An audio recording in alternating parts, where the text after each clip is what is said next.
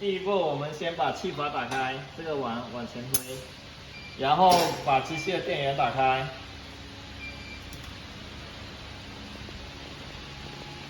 然后调整这个感应头的距离，大概平走到这个感应头大概3毫米左右，这个间隙就够了。好，然后等待机器的启动，然后触摸屏这里。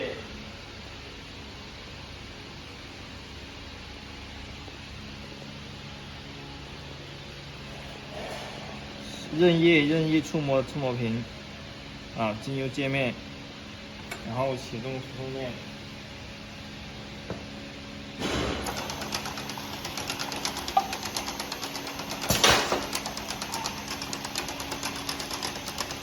然后检测不合格会显示自动剔除。换另一种瓶子。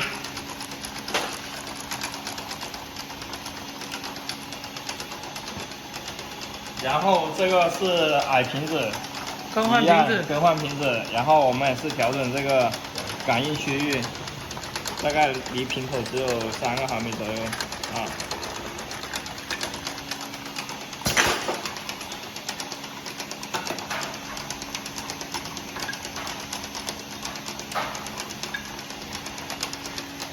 来，画面上操作。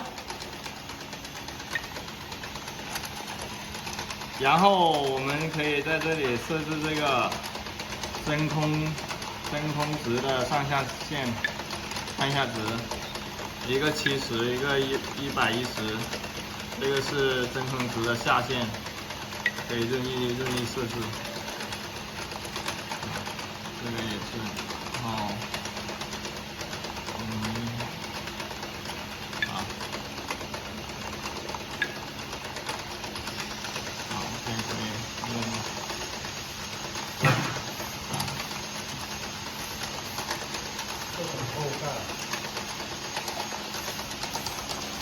进入这个参数设置，密码是2020。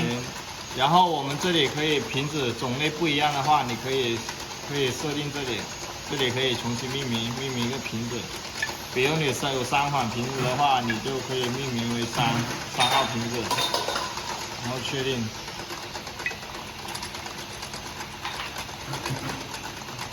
3号瓶子的话，根据你们要求的真空度设置这个真空值的下限和上限就可以了。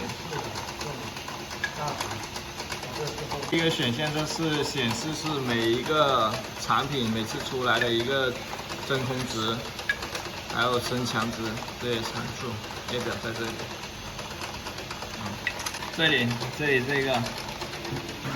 就是说，我们检测不合格的话，剔除那个气缸的推动是靠这个时间来控制的，这个是毫秒。比如踢的时候，是这个吗？1600这个吗？对，1600这个。这是剔除的那个。剔除的开关的时间，延迟的时间。这个。